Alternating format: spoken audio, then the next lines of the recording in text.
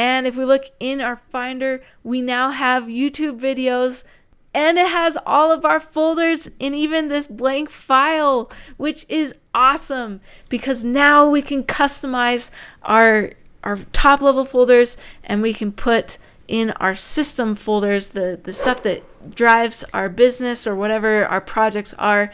That can be repetitive, that can be done every time.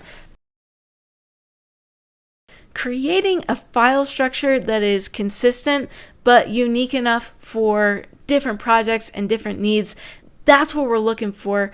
And we're going to talk about how to automate all of this in just a second. So if you remember from our previous video, if you haven't seen that video, go ahead and click the card.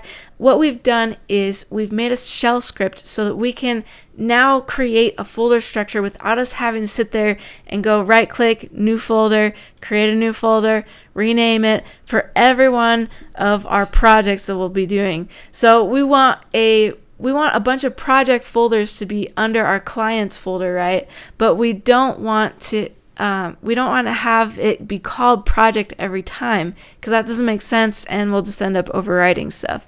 So we do want our project folder to have these files and folders every time. We want that to be consistent because that's part of our system. That's how we work efficiently. However, we need this shell script to be able to be run multiple times in the same folder. So we need these project names to be custom. So how are we going to do this? Let's go ahead and crack open our Visual Studio Code. We're going to look at this shell script and see what we can do to improve this. If you're not familiar with coding, there's going to be a lot of times where we need some kind of placeholder, something where we can say in the code, wait for a name, wait for this calculation, and then use this later on for some other reason. So these are called variables, and we can actually use this in our shell script so that we can create a custom project name in our folder.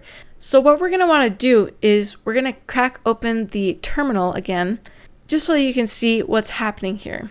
So right now, as I'm running this project structure shell, what's going to happen is, let's just see what happens when I run it again just as is. We're going to get a whole bunch of problems here because it says, this project file folder already exists. This work in progress already exists. So it basically can't do anything. So we want to fix this and make sure that this project is actually custom. So how are we going to do that? We're actually going to add something after this. So we're going to hit a space, and maybe we can call it, this is our first project. Maybe that's what our project folder name should be. Instead of project, it'll be called first.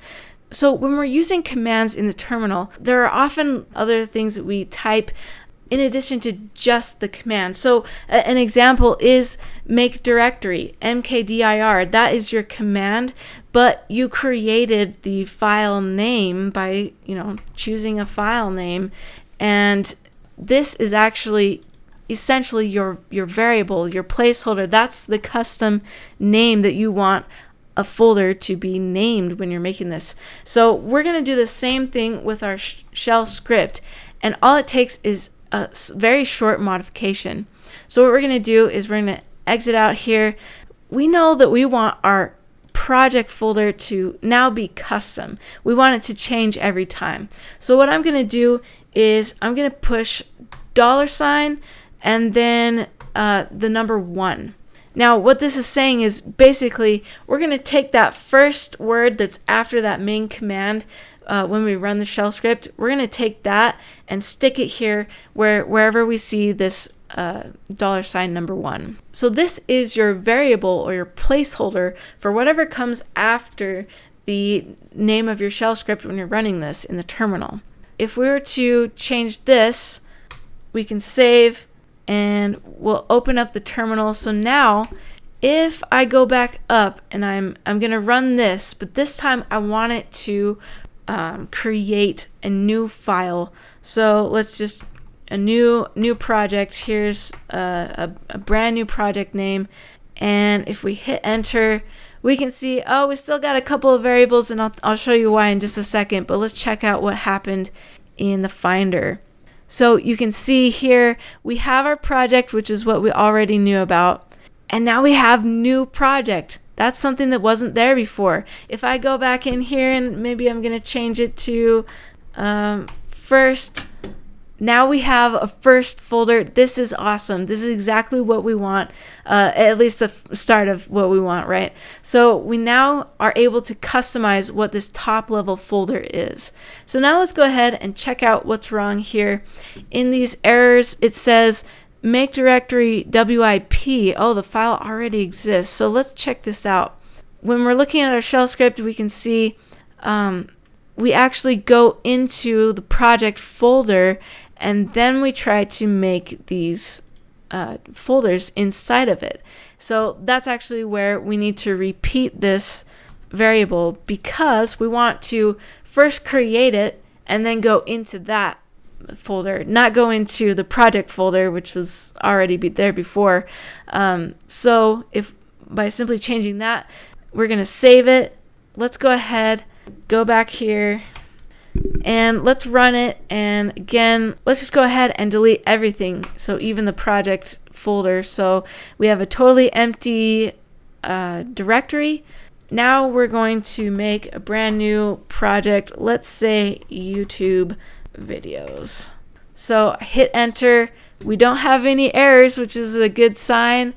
And if we look in our Finder, we now have YouTube videos. And it has all of our folders and even this blank file, which is awesome, because now we can customize our top level folders, and we can put in our system folders, the stuff that drives our business or whatever our projects are. That can be repetitive. That can be done every time. To recap, all you have to do to get this to work is type out your path to your shell script, and then any words after that that are followed by spaces can be represented in your shell script using $1 for the first word, $2, etc. So this is where you get to go in and take this file, take this shell script, and modify it so that it works for you and your projects at work. So now go consider where you might need some kind of structure for your files, and see if you can make a shell script that will help you create that system underneath, so that you don't have to constantly be making new file folders all the time. If you're interested in a refresher on the terminal and the commands, go ahead and check out the quick reference guide playlist right here, and we will see you on the next project. Keep building stuff.